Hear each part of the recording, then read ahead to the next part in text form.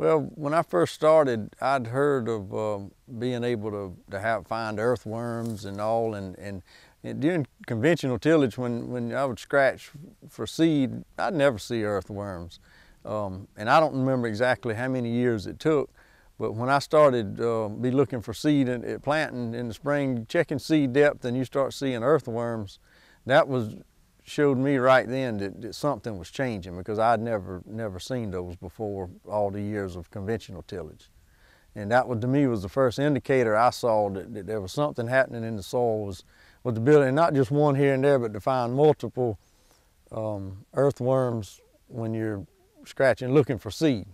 And it was obvious difference came about in the soil. It's hard to describe it. You could just tell it. The soil didn't crust anymore. Once you had years of residue on it, it was mellower. You could walk it across the field and tell it. It wasn't a beaten and battered soil then. It was more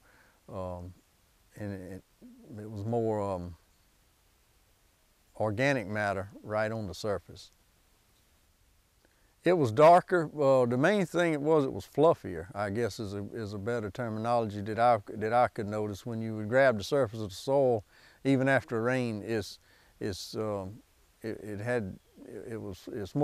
fluffier type soil than just bare ground. As a farmer, what determines crop rotation is called market price. And I say that jokingly, but when back in the early, well, that was been about excuse me, hold a minute. In the late 90s, when cotton prices were up, soybeans and corn was low, my crop rotation was cotton, cotton, cotton, cotton, and more cotton. Now I've kind of settled in the last several years on a corn, cotton, soybean rotation.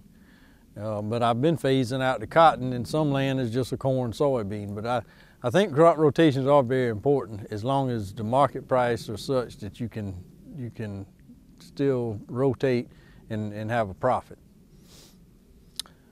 Well, I don't know that I would see a lot less residue, maybe some, because with the corn in there, the corn is a high residue crop. But mine, I don't plant peanuts, and my system's fairly simple. I plant every crop right on top of the old crop row. I use controlled traffic, and I don't drive on top of the rows, and so really what crop I plant, I'm gonna plant the next one right on top, right over the same row as before. So I don't know how much difference I would see. Even when I was planting continuous cotton, that's when I first started seeing earthworms. So even with just straight cotton in my rotation, I was still seeing some earthworms. So I've experimented with some cover crop for a few years, but it's not a practice that I do regular. My land is real heavy land, and I have a thick winter weed cover. In the years that I planted rye, I tried some rye and some winter wheat. They didn't do very well, because when they were planted, the winter weeds were already established. And I did not kill the winter weeds with a chemical before I planted them. So I think there might be some advantages to that. I just haven't found it yet. Well, the winter weeds provide good cover throughout the winter. One thing I think a cover crop, or a rye or wheat cover crop, would provide a little different type of residue once you spray it and kill it in the spring. The winter weed cover tends to deteriorate fast, whereas a cover crop, I think, would last a little bit longer. But in our climate and all, I've seen even wheat and rye stubble, and it will last longer than a native. But as far as how much longer, I don't know that it's that. I don't know if it's enough to make up the difference. No, I haven't witnessed that. The biggest problem with weeds right now that farmers are facing is these Palmer amaranth, or quote pigweeds, that are resistant to Roundup. That's a real problem, and can cause people to do things that they don't really want to do, just like tillage. If some of these pigweeds, I mean, and if something would keep them from coming up, it would be a good cover crop if you could do it with a cover. But that's another thing we hadn't even discussed yet. But with the presence of these Palmer amaranth that's resistant to Roundup, some of them, once they get up a foot tall, the only way to kill them is pull them up. There's not a lot of good chemicals out there to control them. So that's a real problem to deal with, and that even people using residue management practices are going to have to, that's something they're going to have to really keep a close eye on, is when weeds become resistant to chemicals. I haven't witnessed it or seen any of it. I have read some of this, and I think like 2 or 3 years ago when nitrogen prices were skyrocketed, I think that some of those type mixtures with legumes to create some nitrogen for the following crop may very well be applicable, and would fit in. But I haven't seen any of those. And the only problem we run into down with cover crops also is getting them. I think with something like that, you would definitely have to get it planted on time. And if your soybean and cotton harvest runs late, you're not going to have enough time to get it planted and get the benefit from a lot of those mixtures. If you can't plant it till middle of December, I don't know how much good you'll get out of it, planting it that late. And in a lot of cases, sometimes with bad weather during harvest, you run into a late harvest season.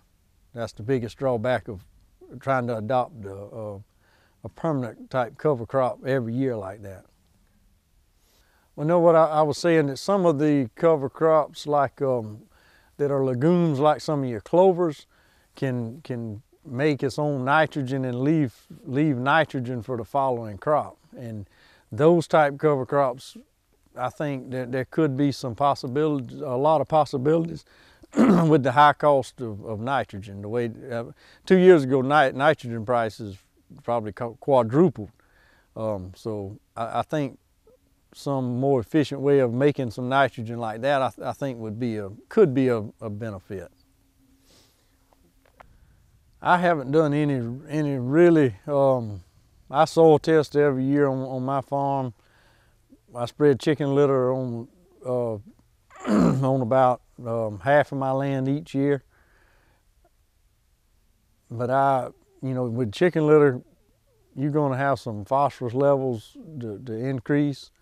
But I haven't seen it by putting 2 tons of chicken litter every other year.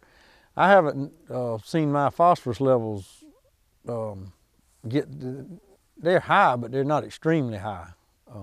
And some of my neighbors are the same way. I mean, we've seen them build up, but not get extremely high. But I haven't done any detailed soil testing like 0 to 2 inches or 2 to 6, anything like that. I've just taken a general soil profile. But I haven't, with the combination of chicken litter and residue management, my nutrient level seems to stay up, but I still do have to apply every year. That is something that you have to change.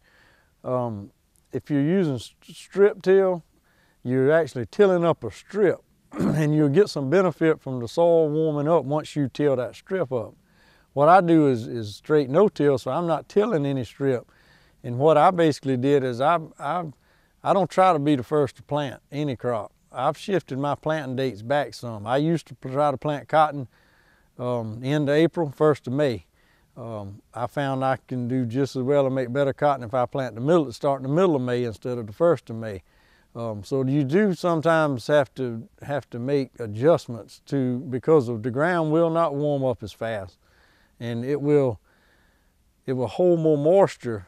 And if you're having a wet spring, you can have some trouble also because you're not plowing to allow the moisture to dry, everything's all the residue is holding it in the soil. So you can't have more moisture to deal with, and you can't have cooler temperatures.